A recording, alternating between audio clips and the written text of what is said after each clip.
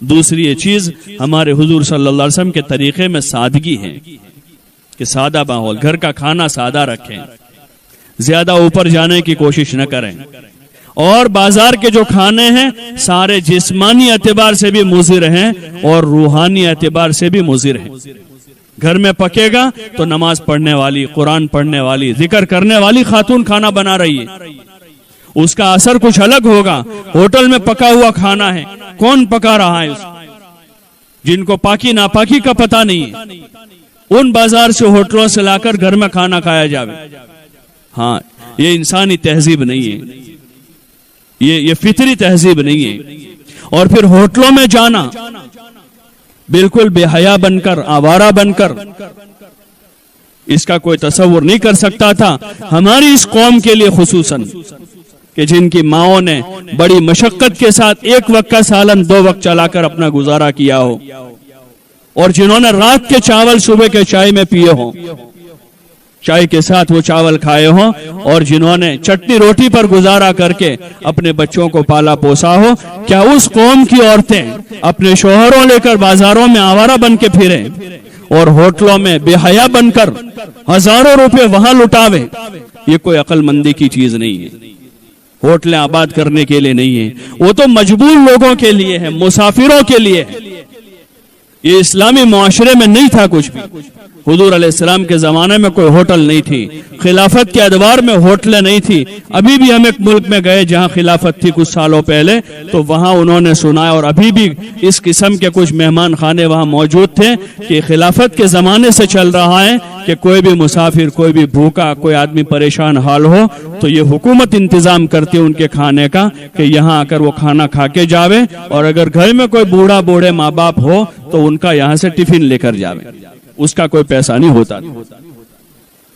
اور اب یہ عیاشی کے اڈے بن گئے، خواہشیں پوری کرنے کے لوگ وہاں جا رہے ہیں۔ ہم اس کا ذریعہ نہ بنے۔ اللہ کے لیے اللہ سے شرم کریں، اللہ سے۔ کوئی نہیں دیکھ رہا، اللہ دیکھ رہا، کوئی نہیں دیکھ رہا۔ 10-20 کلومیٹر جا رہے ہیں، وہاں کوئی نہیں دیکھ رہا، اللہ دیکھ رہا۔ ابا نہیں ہے وہاں، ہمارے بھائی نہیں ہیں، ہمارے شہر کے معزز لوگ نہیں ہیں وہاں، شہر کے اہل علم وہاں نہیں دیکھ رہے ہیں، لیکن ہمارا وہ اللہ جس کی نہ سونے والی آنکھیں ہمیں ان ہوٹلوں میں دیکھ رہی ہیں، ان بازاروں میں دیکھ رہی ہیں، ان پارکوں میں، ان کلبوں میں اللہ دیکھ رہا ہے۔ وہ کسی سے غافل نہیں ہے۔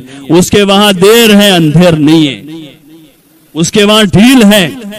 نتیجے اچھے نہیں ہیں ان چیزوں کے، انجام ان چیزوں کا اچھا نہیں ہے۔ عقل مندوں کو اشارہ کافی ہوتا ہے، انجام اس کا اچھا نہیں ہے۔ یہ آوارگی کے راستے ہیں، یہ عیاشی کے راستے ہیں، یہ بدماشی کے راستے ہیں۔ ہم اپنے بچوں کو بدماشی سکھا رہے ہیں کہ 2 میاں بیوی 3 بچوں کو لے کر آج شہر کی ہوٹل میں کھانے جا رہے ہیں، یہ ان کو بدماشی کا راستہ بتا رہے ہیں، عیاشی کا راستہ بتا رہے ہیں۔ کل کو پھر شہر کے باہر کی ہوٹل میں جا رہے ہیں، یہ ان کو ایک قدم آگے بڑھا رہے ہیں۔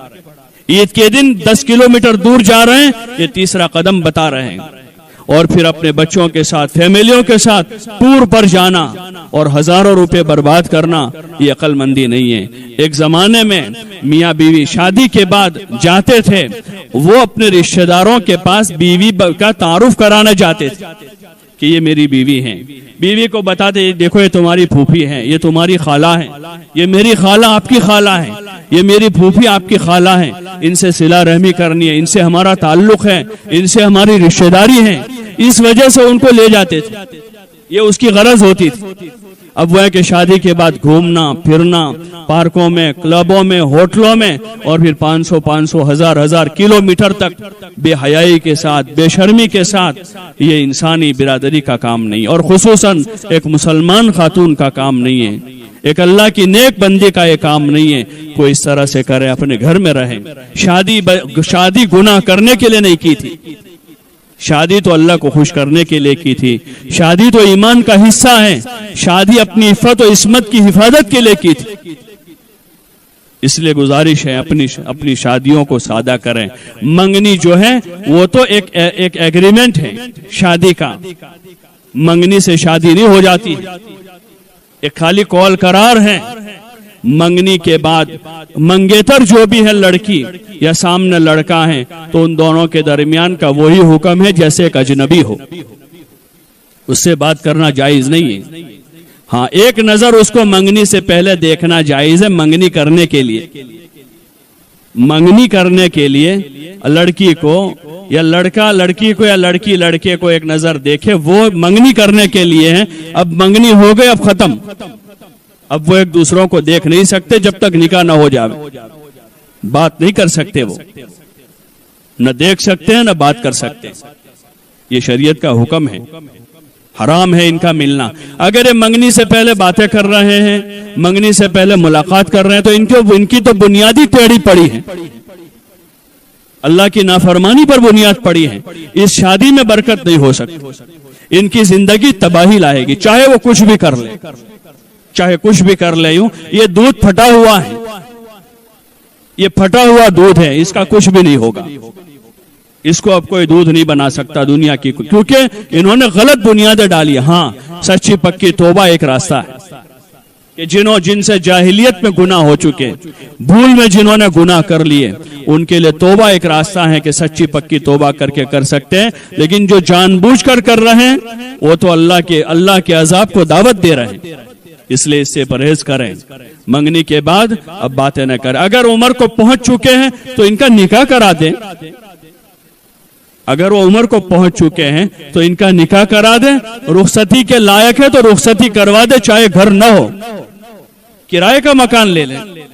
اکثر ہماری جو ابھی ماں بہنیں بیٹھی ہیں، ان میں سے اکثر وہ ہوگی جنہوں نے کرائے کے کمروں میں اپنی زندگیاں گزاری ہیں، یا گھر کے اوپر کے چھوٹے چھوٹے کمروں میں اپنے 5-10 سال گزارے ہیں۔ کرائے کے کمرے میں ان کو رخصت کر دیں۔ رخصتی کرنے کے لیے اگر مہر کا انتظام نہیں، مہر کو ادھار کر دیں۔